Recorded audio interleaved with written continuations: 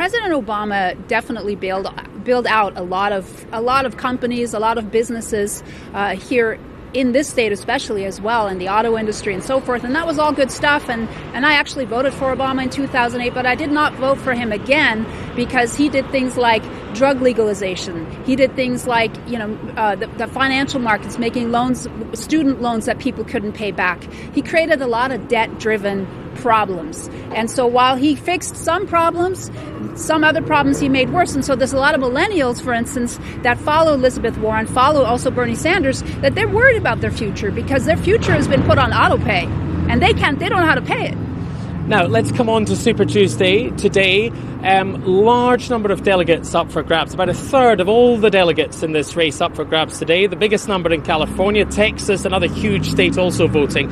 What's your assessment, looking on at the race on the other side of the aisle, how things are going? You mean for the Democrats?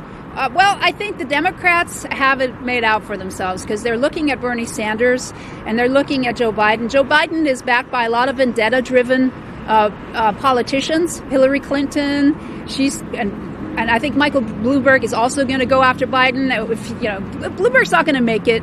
Let's face it, Warren's not going to make it. I think if Warren backs Bernie, she's going to give Biden a run for his money because Bernie has a lot of support. He turns out big crowds.